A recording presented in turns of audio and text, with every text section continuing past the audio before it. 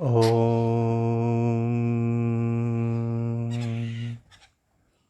नमः शिवाय।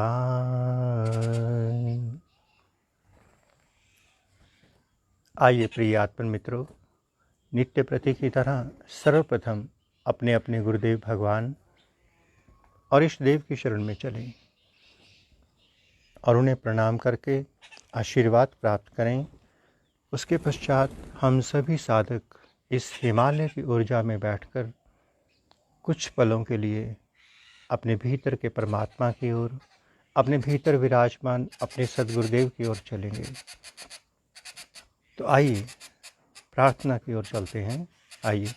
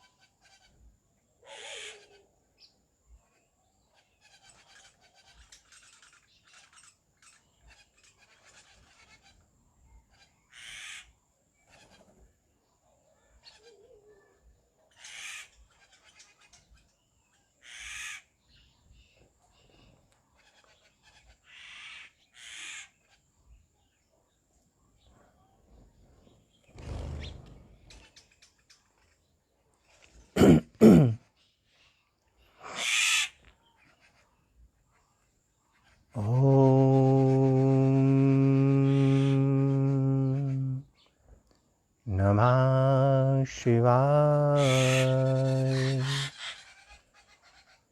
ओम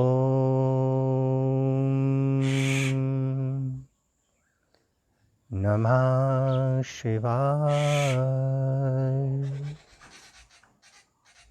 ओम नमः शिवाय।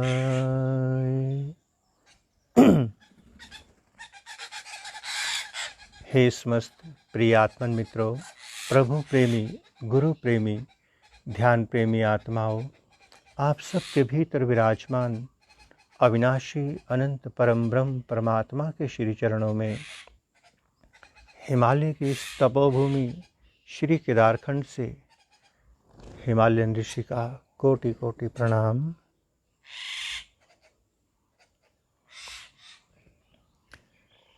आइए प्यारे साथियों, प्यारे मित्रों, हम सभी मिलकर ध्यान मंदिर की ओर चलें। उस ध्यान मंदिर में जिसमें आपका प्रेमी, आपका प्रभु, आपका सद्गुरुदेव माँ भगवती कुंडलिनी शक्ति न जाने कितने जन्मों से बाहें फैलाए आपकी प्रतीक्षा में बैठे हैं। अनेकों जन्मों तक हम बाहर संतों, महात्माओं, गुरुओं के पास मंदिरों में गए। आइए आज प्रेम मंदिर में चलें, ध्यान मंदिर में चलें। आइए, और इस ध्यान मंदिर में एक नियम है प्रवेश करने का। इस ध्यान मंदिर में केवल वही साधक प्रवेश कर सकता है जो नवजात शिशु जैसा हो जाएगा। इसलिए प्यारे साथियों, आपको जन्म के बाद जो जो भी प्राप्त हुआ, आपका नाम, आपके संबंध, ज्ञान, जानकारियाँ, यहाँ तक कि गुरु, देवी देवता, भगवान, मन, बुद्धि, इंद्रियां, चित्त, इन सभी को अपने ऊपर से उतार देना। इन सब को उतार करके ध्यान मंदिर के बाहर खड़ा कर देना। ये सब संसार का दिया हुआ पुनः से संसार को दे देना थोड़ी देर के लिए। बिल्कुल हल्के फुल्के होकर के, खाली होकर, नवजात शिशु की तरह निर्मल, पावन, पवित्र आत्मा होकर इस ध्यान मंदिर में प्रवेश करना। तो आइए हम सभी साधक मिलकर ध्यान मंदिर की ओर चलें, स्वयं की ओर चलें। आइए।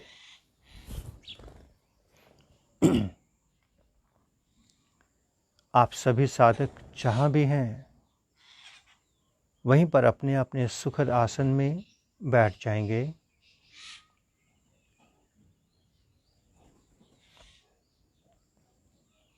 बिल्कुल हल्के फुल्के बैठना, शरीर में कोई तनाव ना हो, कोई अगले पल की फिक्र ना हो। मस्त मलंग होकर, एक पियक्कड़ की तरह, नशेड़ी की तरह इतने डूब करके, लीन होकर बैठना कि स्वयं की सुध ही खो जाए।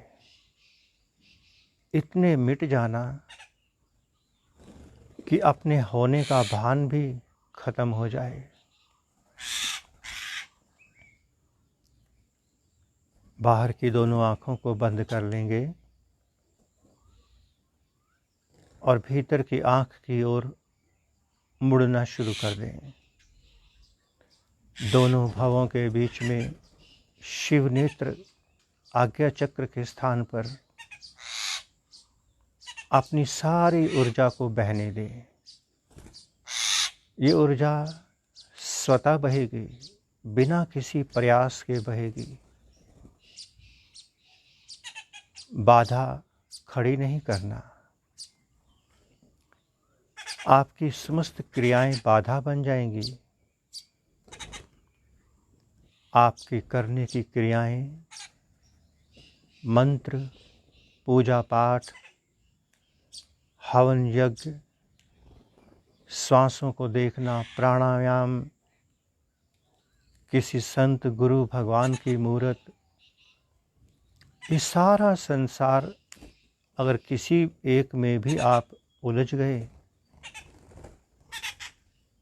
तो बस फिर शिव नेत्र की ओर जो ऊर्जा बह रही है वो नहीं बह सकेगी। इसलिए साक्षी दृष्टा होकर के बैठ जाएं और इस बहती हुई ऊर्जा को सहायता दे, साक्षी दृष्टा होकर देखते चले जाएं।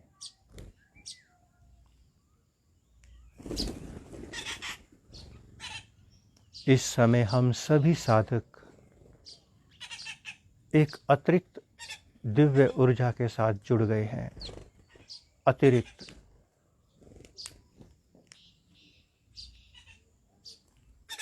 एक अकेले के पास 1% शक्ति होती है। इस समय आप हिमालय के साथ अनंत शक्ति के साथ जुड़ गए हैं, अनंत शक्ति के साथ। और इस अनंत शक्ति से, अनंत ऊर्जा से जुड़कर अपने भीतर की गति को बढ़ा लेना।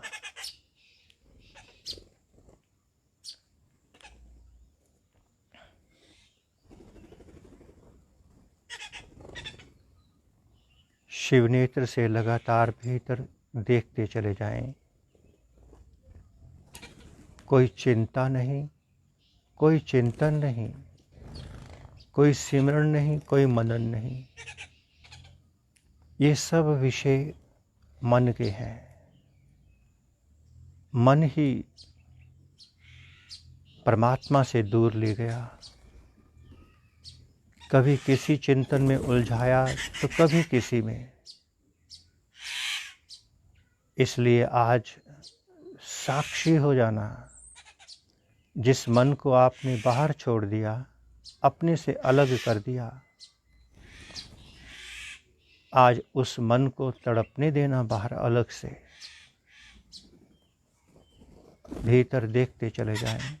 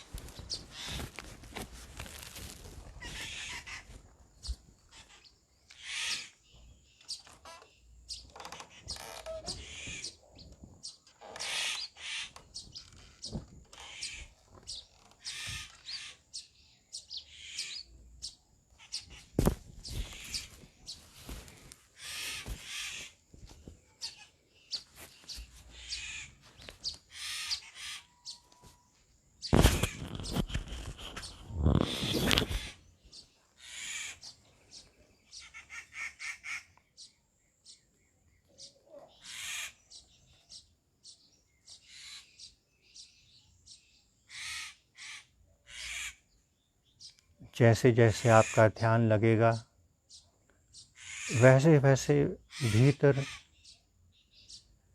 विचारों का तूफान खड़ा होगा। आप समझेंगे कि बहुत विचार आने लग गए। ऐसा कुछ भी नहीं। आपने आने के उस सब द्वार बंद कर दिए।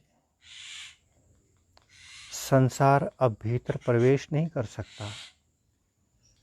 9 के 9 द्वार आपने ध्यान में बैठकर बंद कर दिए। अब केवल आज्ञा चक्र शिव नेत्र ही खुला है। शिव नेत्र भीतर की सफाई करता है। भीतर जितने भी विचार पड़े हैं, जन्मों जन्मों के, इस जन्म के, शिव नेत्र की ऊर्जा उन सब को बाहर निकाल रही है।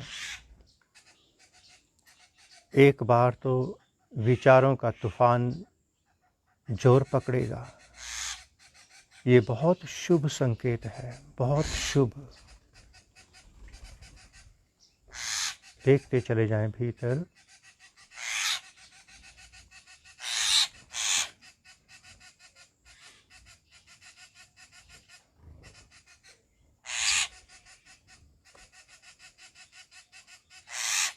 ध्यान मंदिर में प्रवेश करने के बाद कोई गुरु नहीं, कोई शिष्य नहीं, कोई संतान नहीं, कोई माता पिता नहीं, किसी से कोई संबंध नहीं, केवल एक ही रिश्ता आत्मा का और परमात्मा का। प्रेमी और प्रेमिका के बीच में एक तिनका भी आ जाए तो प्रेम घटित नहीं हो पाता। इसलिए साक्षी होकर बैठना, किसी संत महात्मा के प्रवचन, कोई कथा कहानी, कोई मंत्र, कोई उनकी सूरत मूरत, देवी देवता की, भगवान की, कुछ भी सामने नहीं लाना, अपनी ओर से कोई कल्पना नहीं करना। फिर भीतर से वही सामने प्रकट होगा जो हमने स्वयं भीतर भरा है। प्रकट होने का मतलब ही खाली होना है। जो विचार दिख गया वो विदा हो गया।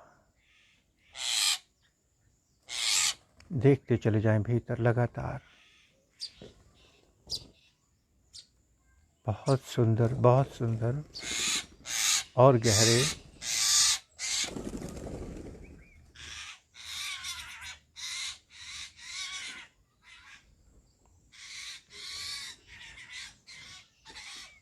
इस हिमालय से अनंत ऊर्जा हर पल बरस रही है। जैसे सैटेलाइट से अनेकों अनेकों डाटा,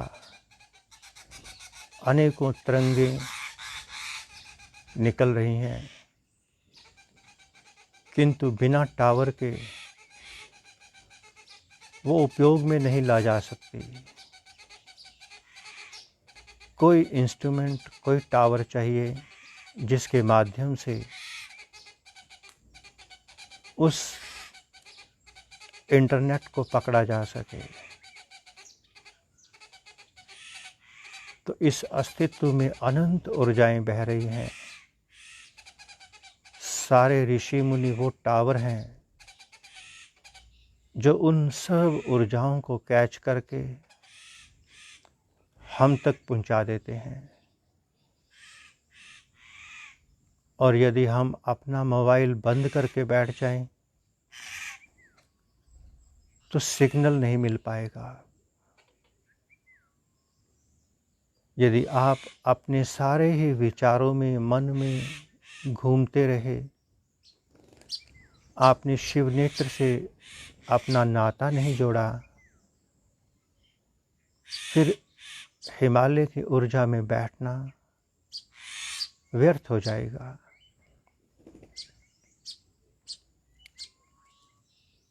साक्षी दृष्टा होकर के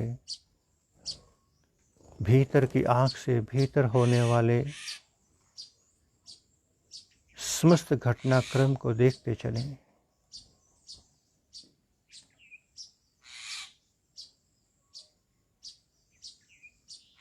धीरे धीरे और खाली होते चले जाएं।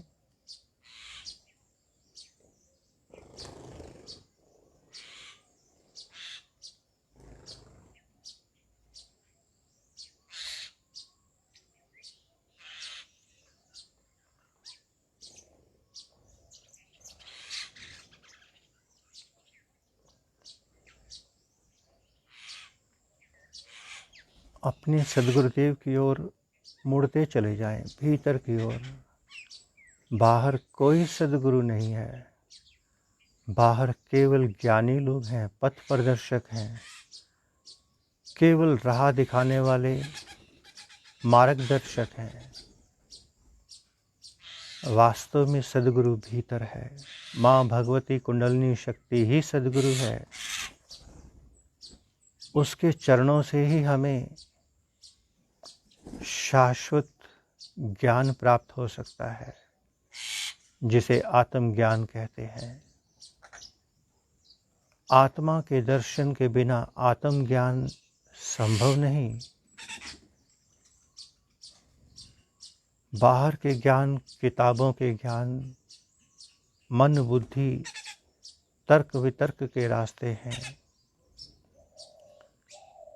आत्मा का ज्ञान, आत्मा का दर्शन, भीतर के सद्गुरुदेव का ज्ञान अमृत है, आनंद है, उस और बढ़ते चले जाएं।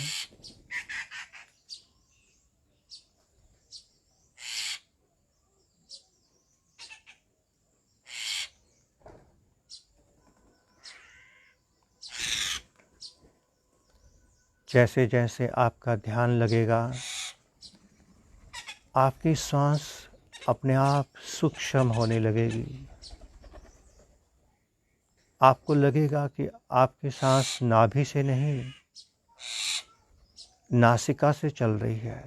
केवल नासिका और आज्ञा चक्र के बीच में जैसे जैसे ध्यान गहरा होगा, 2 इंच 1 इंच की सांस रह जाएगी। और जिस पल ये सांस शून्य पे आ गई, एक बिंदु पर आ गई, बस उसी पल समाधि घटित होगी। उसी पल बाहर के प्राणायाम से, फिजिकल एक्सरसाइज से, मेंटल एक्सरसाइज से हम श्वासों को जो नियंत्रण करते हैं, उससे समाधि का कमल नहीं खिलता।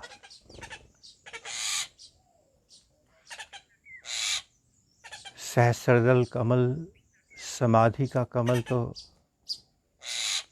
समर्पण से ही खिलेगा। और गहरे और भीतर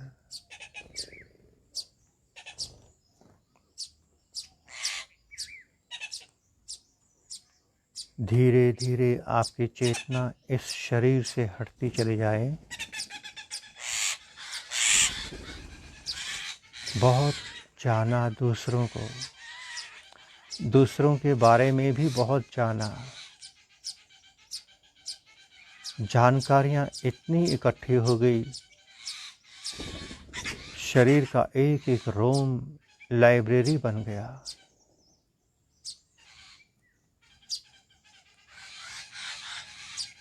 आज शिव नेत्र ने अपना झाड़ू उठा लिया ध्यान का, आपके सारे ज्ञान को साफ करने लगा।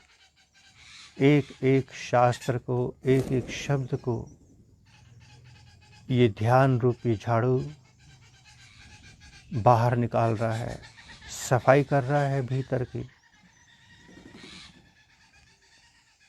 सहायक बनना शिव नेत्र के,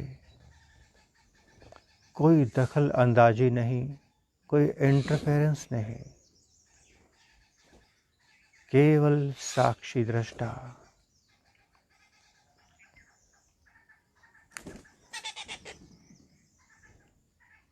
ध्यान थोड़ा सा भी गहरा जाएगा, शरीर एक तरफ हो जाएगा, शरीर दाएं बाएं गिरने लगेगा, गर्दन आगे पीछे बाएं दाएं कहीं झुकने लगेगी। शरीर को अकड़ने के लिए आपका सहारा चाहिए। आप शरीर से हटे, शरीर गिर गया, इसे गिर जाने देना। उठाने का भी प्रयास नहीं करना, गिराने का भी प्रयास नहीं करना। बस जो जो होता चला जाए, उस हर घटना को साक्षी होकर देखते चले जाएं। ध्यान लगेगा, शरीर से कनेक्शन तो कटेगा ही।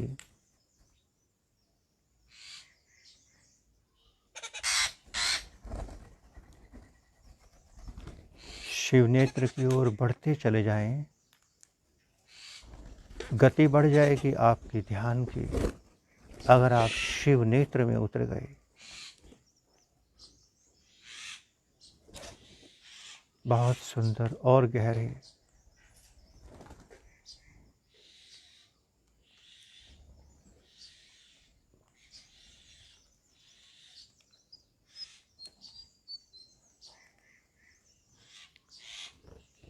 इतने लीन होते चले जाना, मस्त होते चले जाना, कोई शब्द आपका रास्ता ना रोक पाए। और गहरे अवसर दिया प्रभु ने हमें हिमालय की ऊर्जा में बैठने का। इस अवसर का भरपूर लाभ उठा लेना, भरपूर।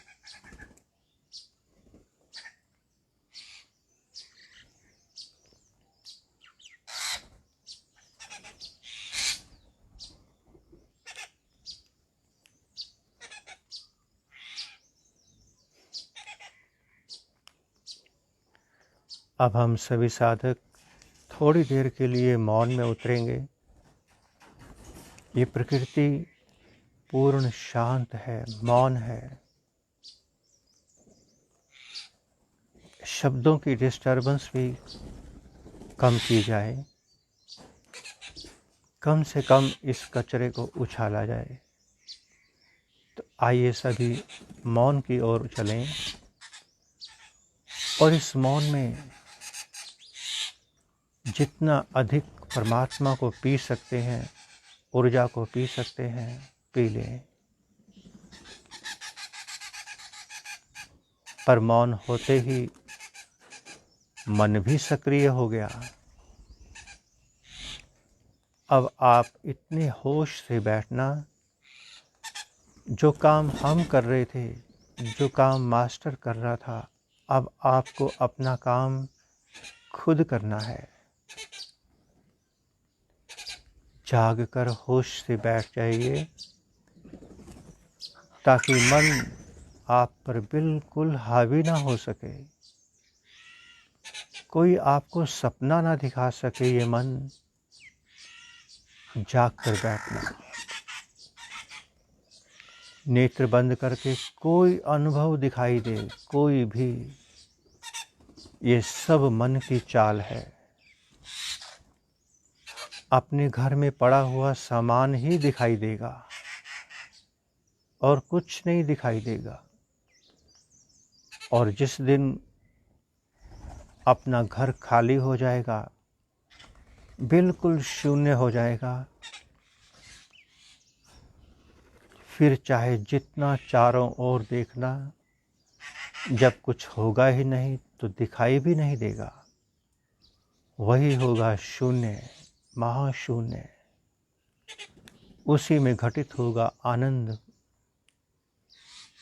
उतर जाइए भीतर।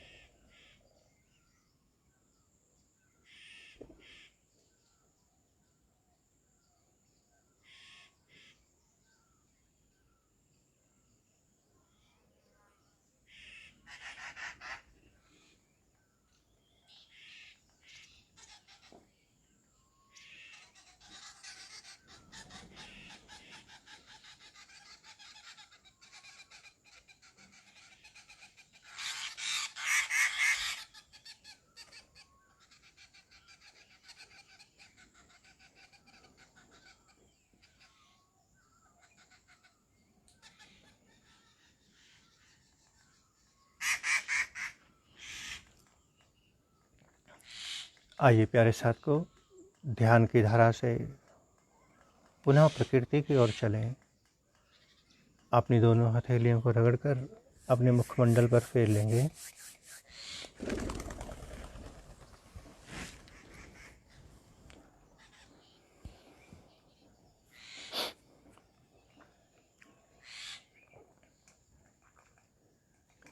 प्रभु ने हम सबको कुछ पलों के लिए ध्यान में उतरने का अवसर दिया। आइए प्रभु का धन्यवाद करें।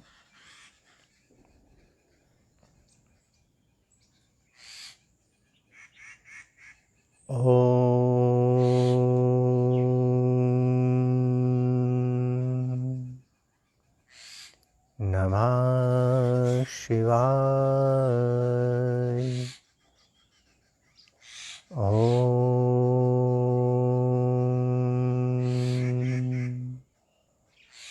नमः शिवाय।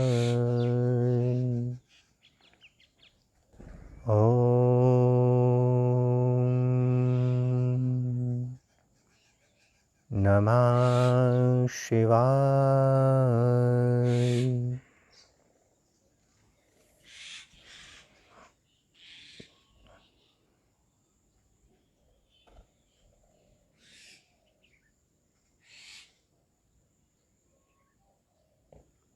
प्यारे साथ को, प्यारे मित्रों, हम सबके जीवन में एक सच्चे पथ प्रदर्शक का, मार्गदर्शक का, जिसे समाज गुरु के नाम से पुकारता है।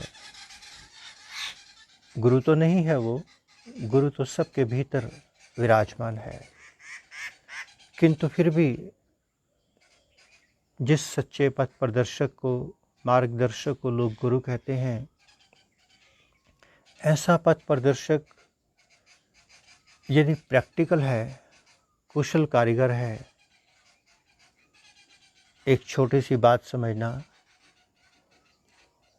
हर एक पत्थर के भीतर मूरत छिपी है।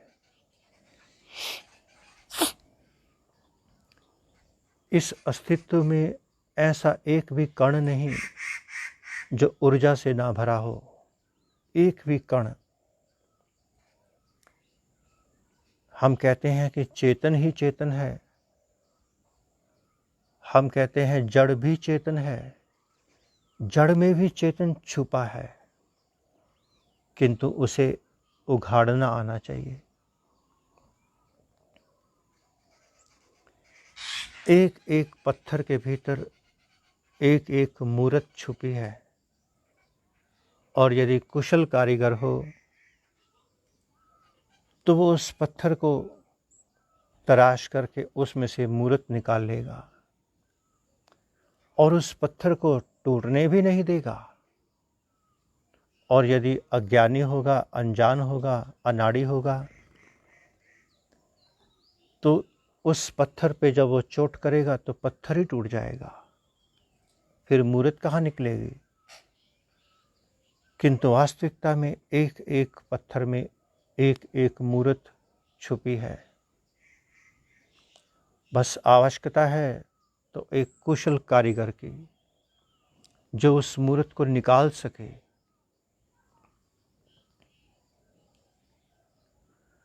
इस प्रकृति में जितने भी जीव हैं, जितने भी,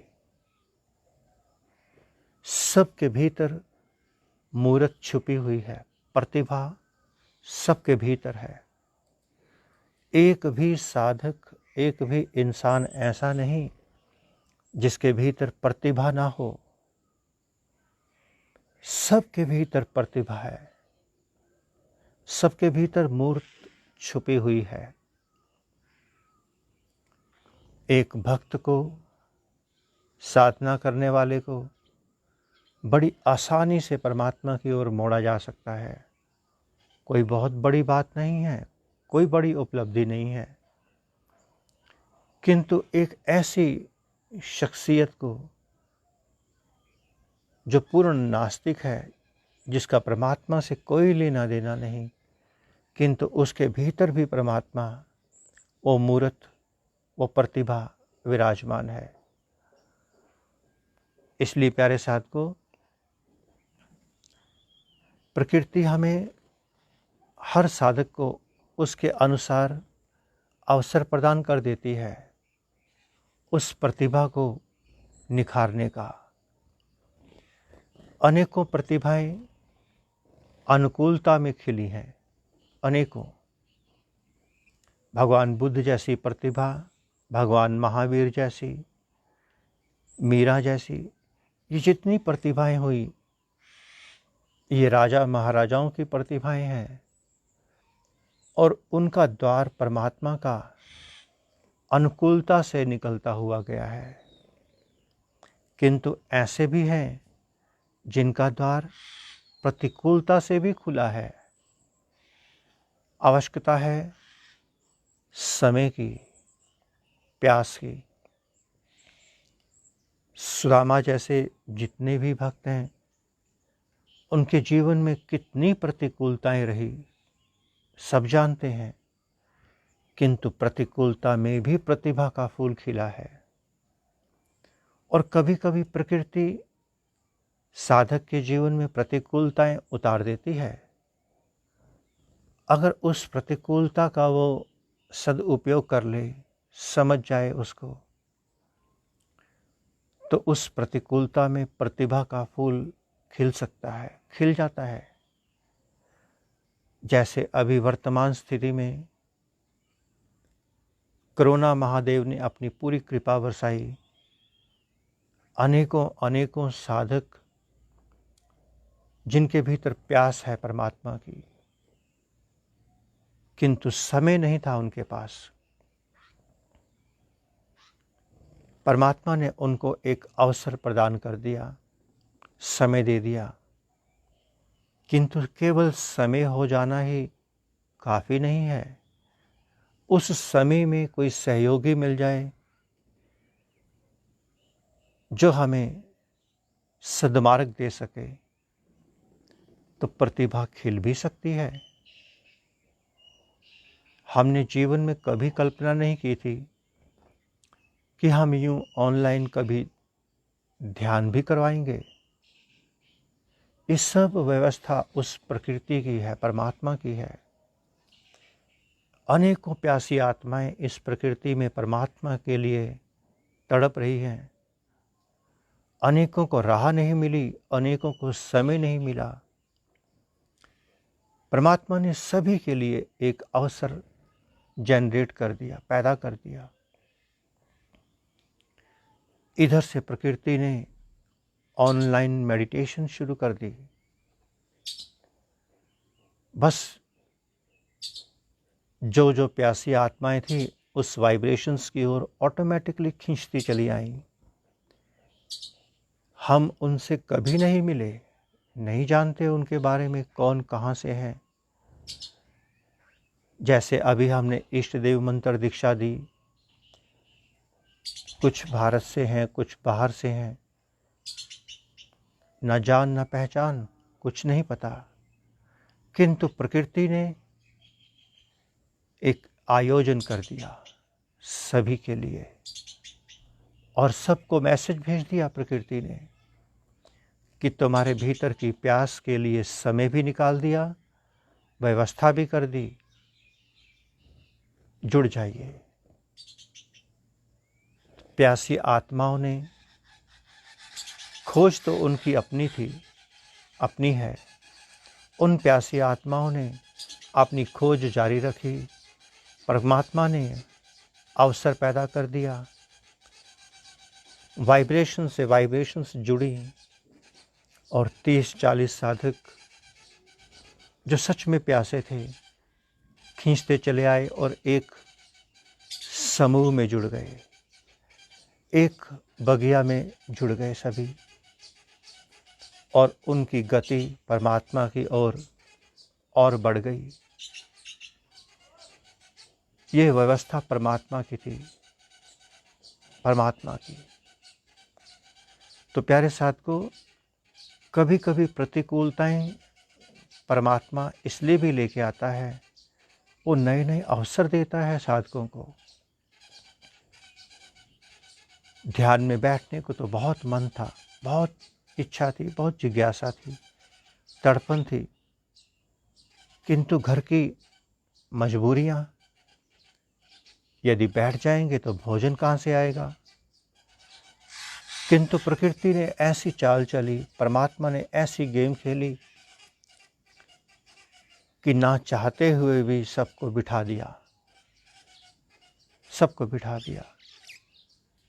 और उसके बाद उन्हें एक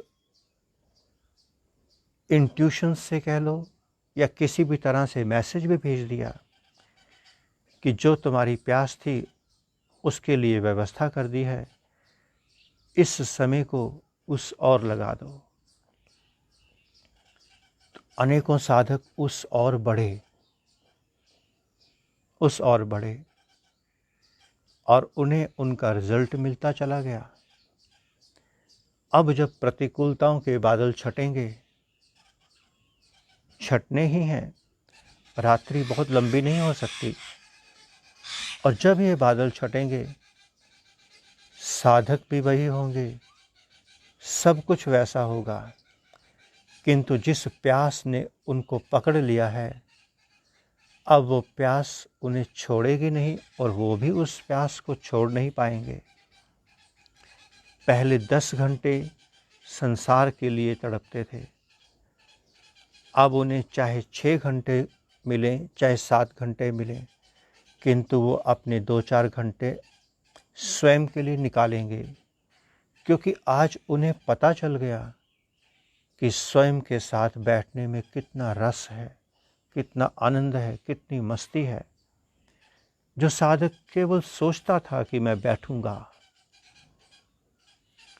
आज उसने बैठने के बाद अनुभव कर लिया, जान लिया कि हाँ, बैठने में क्या मिल सकता है, हिमालय की ऊर्जा से जुड़ने के बाद क्या मिल सकता है। आज तक साधक जगह जगह गया, जगह जगह अनेकों संतों, महात्माओं, गुरुओं के पास। ये नहीं समझना कि उसका वहाँ जाना व्यर्थ हुआ, नहीं, परमात्मा आपसे कमाई करवा रहा है। 1% वहाँ, 1% वहाँ, कुछ कहाँ, कुछ कहाँ। लोग कहते हैं कि भटक रहे हैं, नहीं, अपनी प्यास को परमात्मा बनाने के लिए हम चले हुए हैं। किंतु जिस दिन हमारे पास एक निश्चित कमाई इकट्ठी हो जाएगी, परमात्मा उस दिन किसी ऐसे पथ प्रदर्शक से मिला देता है जिस नाव में आप बैठकर इस पार से उस पार उतर जाते हैं। अभी नाव में बैठने के लिए कमाई नहीं थी, जिज्ञासा, तड़पन तो है, तड़पन तो थी कि जीव मृत्यु से मुक्ति की ओर चला जाए, मैं मृत्यु से अमृत की ओर चला जाऊं, जहां बार बार जन्म होता था, बार बार मृत्यु होती थी, पुनः से मुझे जन्म मृत्यु से मुक्ति मिल जाए और मैं उस अनंत की ओर, सिद्धों की ओर, ऋषियों की ओर निकल जाऊं। जिज्ञासा तो थी साधकों की, किंतु केवल जिज्ञासा से ही कुछ नहीं होता। अगर मेरी जेब में प्लेन में यात्रा करने के पैसे होंगे, तभी तो मैं प्लेन की टिकट खरीद पाऊंगा, तभी खरीद पाऊंगा। और जिस दिन मैं प्लेन में बैठ जाऊंगा, तभी मेरी यात्रा हो पाएगी। तो उससे पहले सभी साधकों ने अपना मंत्र, अपनी पूजा, अपना अनुष्ठान, क्रियाएं, कभी किसी की सेवा, कभी कहीं साधना, अर्थात उसने ऐसी अनेकों विधियां अपनाई जिस विधियों से वो कमाई, उतनी कमाई इकट्ठी कर सके कि उसे कोई सच्चा पथ प्रदर्शक, मार्गदर्शक परमात्मा प्रदान कर सके। क्योंकि जब तक मेरे पास कमाई नहीं होगी, जैसी कमाई होगी वैसी वस्तु मैं खरीद सकता हूँ। अब यदि मेरे को बाइसिकल खरीदनी है, एक साइकिल खरीदनी है, तो साइकिल जितने पैसे मेरी जेब में होने चाहिए, और आने वाले कल में मुझे मोटरसाइकिल खरीदना है तो उसके लिए मुझे और कमाई करनी होगी। कल मुझे BMW खरीदनी है तो उसके लिए और कमाई करनी होगी। जिस दिन पैसा इकट्ठा होगा उस दिन मैं शोरूम पे जाकर पैसा दूंगा, कार ले आऊँगा, फिर उस कार से मैं यात्रा करूँगा। तो मेरा मंत्र जप करना, हवन करना, पूजा पाठ करना, बंदगी करना, ये करना, वो करना, ये सब करने की क्रियाएं मुझे ध्यान मंदिर के द्वार तक लाने की प्रक्रिया है। ये व्यर्थ नहीं है। एक एक क्रिया मुझे परमात्मा की ओर बढ़ा रही है, कमाई इकट्ठी हो रही है। तो जितना भी कोई साधक कहीं गया, भटका नहीं, वो अपनी कमाई करके ला रहा है। हाँ, यदि वो किसी और के पास जाकर के उसकी नेगेटिविटी ही इकट्ठा करता रहा, नेगेटिविटी ही, जैसे कोई हमें कहे, कहते ही हैं, कहना भी चाहिए, बिल्कुल सही कहते हैं, गलत नहीं कहते, कि हिमालयन ऋषि मांगता ही रहता है। हम भिक्षा नहीं मांगेंगे तो क्या खेती बाड़ी या नौकरी करेंगे? कोई दुकानदारी करेंगे हम? साधु का मतलब ही क्या है? भिक्षा करना। कोई कहता है अब कैंप बिकने लग गए। किसको व्यवस्था नहीं चाहिए, किसको आवश्यकता नहीं चाहिए? आप मंदिर में दान देते हैं, भगवान अपने पास कुछ नहीं रखता, वो उसी दान से आपके लिए भोजन की व्यवस्था, कमरे की व्यवस्था, आपके लिए बिजली पानी की हर प्रकार की व्यवस्था कर देता है। आपके पैसों से आपकी व्यवस्था कर देता है। उस मूर्त को तो कुछ नहीं चाहिए। तो यदि आप अनेकों द्वारों पे जाते हैं, हर संत के पास, हर इंसान के पास दो चीज़ें हैं। दो से ही इंसान बना है, और दोनों से जब वो पार चले जाएगा तो भगवान हो जाएगा। हम सभी साधकों के भीतर, सभी संतों के भीतर, सभी इंसानों के भीतर नेगेटिव और पॉजिटिव दोनों ऊर्जाएं काम कर रही है। आप किसके पास जाकर क्या प्राप्त करते हैं, ये आपका दृष्टिकोण है, आपका दृष्टिकोण है। देखने वाले चांद में भी धब्बे देख लेते हैं। आँख ही तो है, देखना ही तो है। तो जो साधक अनेकों अनेकों द्वारों पर जाते हैं, हंस बनकर मोती चुन लाते हैं, वो मोती उनकी कमाई है। वही कमाई जब उनकी पूरी हो जाएगी, परमात्मा उनसे वो कमाई लेकर के एक सच्चा संत, महात्मा, गुरु, पथ प्रदर्शक उन्हें दे देगा। उससे पहले वो भी उन्हें नहीं मिलेगा। साधक कहते हैं, अक्सर कहते हैं कि गुरुदेव, स्वामी जी, हमें संत ही नहीं मिलते जो हमें सही रास्ता दिखाएं। सभी लूटने पे लगे हैं, सभी को पैसा चाहिए, सभी व्यापारी हैं। सामने वाला क्या है, आपका दृष्टिकोण ये नहीं होना चाहिए। आप क्या लेना चाहते हैं, आपकी डिमांड क्या है? कभी ऐसा हुआ कि आपने खरीदनी तो मिठाई हो और आप दवाई की दुकान पे गए हों और मिठाई मांग रहे हों? आपके अंदर इतनी तो बुद्धि है कि मिठाई की दुकान पे जाऊंगा तो ही मिठाई मिलेगी, दवाई की दुकान पे जाऊंगा तो राशन नहीं मिलेगा। आप कभी गलत दुकान का चुनाव नहीं करते, आपको समझ है। फिर जब अध्यात्म का विषय आ जाता है, स्वयं का, परमात्मा का, ध्यान का, तो वहाँ आपका चुनाव माना कि आप गलती से चले गए, 1 दिन के भीतर, 2 दिन के भीतर आपको सब मालूम पड़ गया कि यहाँ परमात्मा का चिंतन नहीं, पदार्थों का चिंतन होता है, फिर भी आप वहाँ खड़े हैं, तो ये प्रमाणित होता है कि आप परमात्मा से नहीं, पदार्थों से प्रभावित हुए हैं। आप रुके ही क्यों वहाँ पर? आप गए ही क्यों? और ऐसा नहीं कि जिसके पास गए हैं आप, उसके पास परमात्मा नाम का कोई अंश ही नहीं है। तो जरूर छुपा हो सकता है।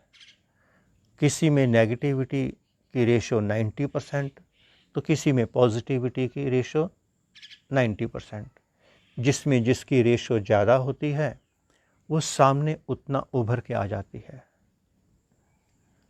तो आप साधक ये कहें कि हमें संत नहीं मिला, महात्मा नहीं मिला, ऋषि नहीं मिला, हम कहेंगे कि आपकी कमाई ही नहीं है। आप जाकर BMW वाले को बोलते हैं कि मुझे कार दे दे इतने पैसे में, वो कैसे देगा आपको? और बाहर आकर आप लोगों को बोलें कि वो शोरूम वाला तो बड़ा बेकार इंसान है, घटिया इंसान है, मेरे को उसने इतने पैसे में कार ही नहीं दी। कभी आप ऐसा कहते हैं? कोई नहीं कहता।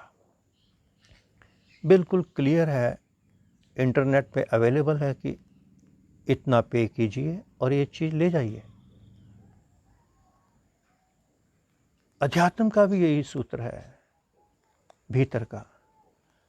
अगर आपके पास कमाई है, तो हमने तो बार बार कहा, प्रकृति ने, परमात्मा ने हर प्रकार की व्यवस्था हर साधक के लिए कर रखी है। तो प्यारे साथ को कमाई करते चले जाइए। कमाई होगी ध्यान से, साक्षी दृष्टा होकर।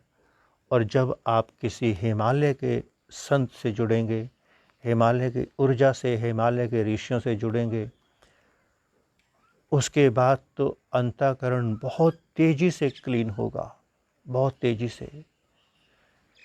क्योंकि हिमालय देना जानता है, देना, बरसना जानता है। क्योंकि हिमालय के पास अनंत अनंत है। अगर आप भगवान शिव से कहें कि इसके पास क्या है, नंग धड़ंग कैलाशवासी। शिव समस्त ब्रह्मांडों के स्वामी हैं। देखने में ऐसे लगते हैं, अगर वो हाथ उठाकर ऐसे भी कर देंगे तो जन्मों जन्मों के रास्ते खुल जाएंगे। तो प्यारे साथ को, प्यारे मित्रों, एक ही बात बार बार कहेंगे कि ये नहीं कहना कि फलाने के पास गया और मैं भटक गया। ये कहना कि मेरी वासना ने मुझे भटका दिया। सामने वाले में एक छोटी सी बात पहले भी बताई थी। एक ऋषि जिनका नाम था, नाम भूल गए हम। तो एनीवे, जब वो उसको एक अप्सरा ने भटका दिया, तो उसने उस अप्सरा को एक बात कही कि तेरे में इतना दम नहीं तू मुझे भटका सके, तेरे में दम नहीं, मुझे मेरी वासना ने भटकाया, तेरे में दम नहीं है। तो प्यारे मित्रों, प्यारे साथ को, आप अपनी प्यास को बढ़ाते चले जाएं, बढ़ाते चले जाएं। बहुत जल्द परमात्मा आपके सामने खड़ा होगा। परमात्मा आपके भीतर है, प्रकट हो जाएगा। कोई ऐसा संत, महात्मा, ऋषि आपको मिला देगा जो आपके सारे कांटे चुन लेगा, आपको अपनी नाव में बिठाकर इस पार से उस पार उतार देगा। बस आवश्यकता है तो कमाई की, कमाई करिए। पुनः से आप सभी के भीतर विराजमान परम ब्रह्म परमात्मा के श्री चरणों में हिमालय की इस तपोभूमि श्री केदारखंड से हिमालयन ऋषि का कोटि कोटि प्रणाम। और संपूर्ण ब्रह्मांड में विराजमान समस्त देवी देवताओं, समस्त ऋषियों, मुनियों, गुरुजनों, संत महापुरुषों की ओर से आप सबको शुभ आशीष, शुभ मंगल कामना। प्रभु करे आप सब परमात्मा की ओर बढ़ते चले जाएं। ओम नमः शिवाय।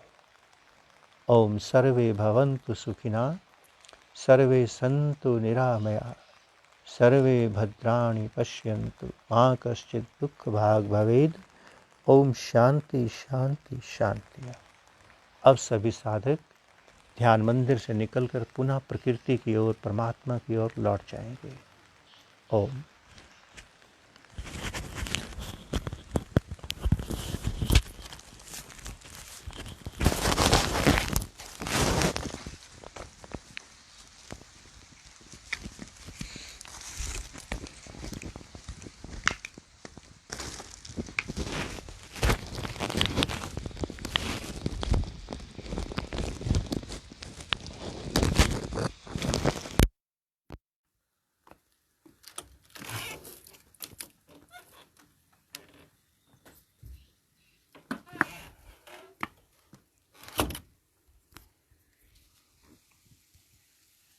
प्यारे साथ को, प्यारे मित्रों, थोड़ी बारिश लग गई है, पर हल्का फुल्का आपको हिमालय दर्शन तो करा ही दें।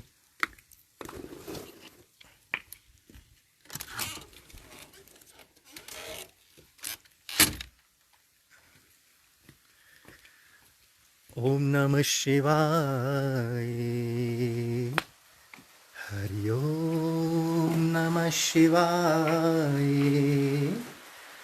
ओम नमः शिवाय।